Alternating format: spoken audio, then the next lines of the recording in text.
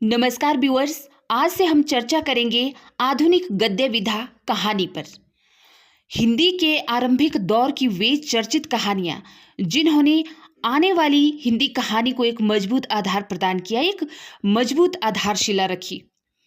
तो उन्हीं में से चर्चित कहानियां हैं जो यूजीसी एनटीए नेट हिंदी के सिलेबस पर लगी हुई हैं। आज हम सबसे पहली जो कहानी है जिस पर डिस्कस करेंगे वह है माधवराव सुप्रे द्वारा लिखी एक टोकरी भर मिट्टी। एक टोकरी भर मिट्टी कहानी संपन्न वर्ग के लोगों द्वारा निर्धनों और असहायों का शोषण किए जाने की ओर ध्यान आकर्षित कराती है। इस कहानी में जमींदार अपने महल के आगे विधवा की झोंपड़ी खटकाता है और उसे वहां से दूर जाने पर मजबूर करता है। कहानी में विधवा स्त्री के माध्यम से जमींदारों द्वारा गरीब जनता पर होने वाले अन्याय को दिखाया गया है और साथ ही विधवा की दयनीय स्थिति और नियति द्वारा उसके पारिवारिक सदस्यों का निधन होना भी उसके दुर्भाग्य को दर्शाता है। और इस कहानी में यह भी बड़े अच्छे तरीके से दर्शाया जाता है कि जमींदार झोंपड़ी पर कब्जा करने के लिए किस तरह अदालत कानून का सहारा लेता है। देखिए, एक टोकरी भर मिट्टी कहानी का कथानक बहुत ही सरल और सहज है। यह छोटी सी कहानी है और इस कहानी के माध्यम से लेखक ने यथार्थ और आदर्श को बड़ी ही सहजता से पाठकों के सामने रखा है। कहानी में अनाथ विधवा द्वारा सामाजिक संवेदना को भी वाणी दी गई है। मनुष्यों को अपनी जरूरतों से अधिक लालसा होने लगती है, जिसके फलस्वरूप वह अपने पथ से भ्रष्ट हो जाता है। तो आइए अब इस छोटी सी कहानी को पढ़कर इसके कथानक को अच्छे से समझते हैं।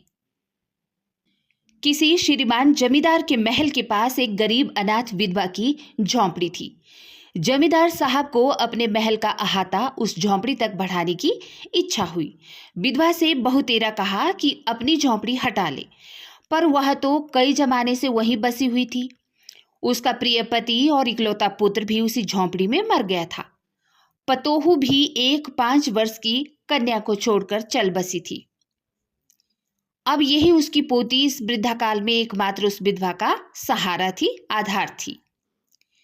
जब उसे अपनी पूर्व स्थिति की याद आती है तो मारे दुख के फूट फूट कर रोने लगती है।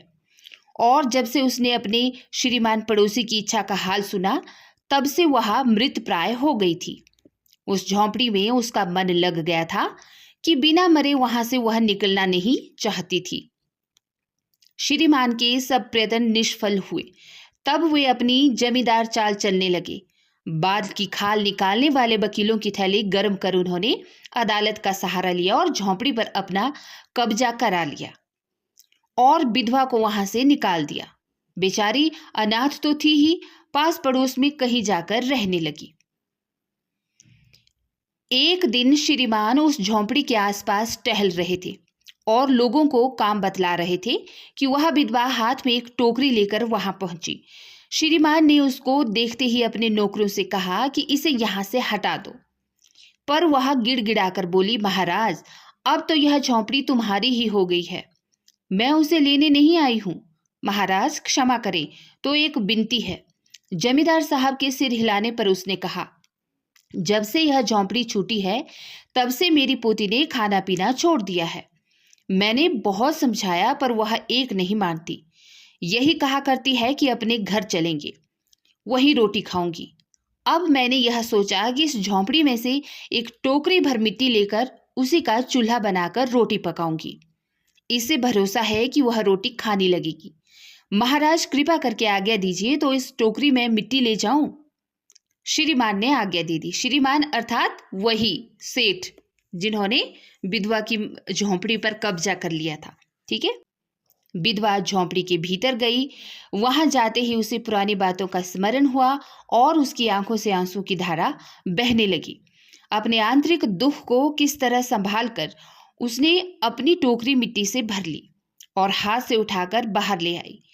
फिर हाथ जोड़कर श्रीमान से प्रार्थना करने लगी कि महाराज कृपा करके इस टोकरी को जरा हाथ लगाइए, जिससे कि मैं इसे अपने सिर पर धर लूं। जमींदार साहब पहले तो बहुत नाराज हुए, पर जब वह बार बार हाथ जोड़ने लगी और पैरों पर गिरने लगी तो उसके मन में कुछ दया आ गई। किसी नौकर से न कहकर स्वयं ही टोकरी उठाने की कोशिश की जमींदार ने। लेकिन ज्यों ही जमींदार ने टोकरी को हाथ लगाकर ऊपर उठाने लगे त्यों ही देखा कि यह काम उनकी शक्ति के बाहर है, अर्थात उनसे टोकरी उठाई ही नहीं गई। फिर तो उन्होंने अपनी सब ताकत लगाकर टोकरी को उठाना चाहा, पर जिस स्थान पर टोकरी रखी थी वहां से वह एक हाथ भी ऊंची ना हुई। वह लज्जित होकर कहने लगा, नहीं, यह टोकरी हमसे ना उठाई जाएगी। यह सुनकर विधवा ने कहा, महाराज नाराज ना हो, आपसे एक टोकरी भर मिट्टी नहीं उठाई जाती, और इस झोंपड़ी में तो हजारों टोकरियां मिट्टी पड़ी हैं।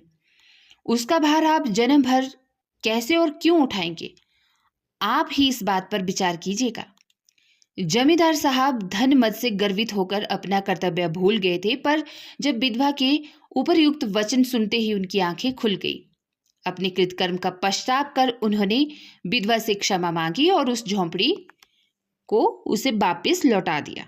ठीक है, तो यह जो एक टोकरी भर मिट्टी कहानी है माधवराव स्प्रे द्वारा लिखी हुई, बड़ी ही चर्चित कहानी रही है और बड़ी ही महत्वपूर्ण कहानी रही है, कहानी के शुरुआती दौर में लिखी हुई कहानियों में से। और जाहिर सी बात है कि सबसे पहली कहानी मानी जाती है यह हिंदी साहित्य जगत में।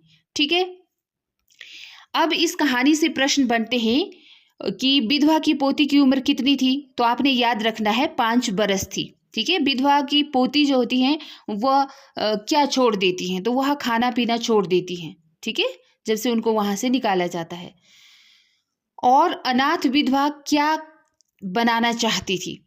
एक टोकरी भर मिट्टी कहानी में अनाथ विधवा क्या बनाना चाहती थी? तो वह एक चूल्हा बनाना चाहती थी, वहां से एक टोकरी मिट्टी लेकर। ठीक है, और इस तरह से प्रश्न ऐसा भी बन सकता है कि जमींदार है ना, माधवराव स्प्रे की जो कहानी है एक टोकरी भर मिट्टी, उसमें जो जमींदार हैं वो किस बात से गर्वित होकर अपना कर्तव्य भूल गए थे? तो धनमद से गर्वित होकर अपना कर्तव्य भूल गए थे।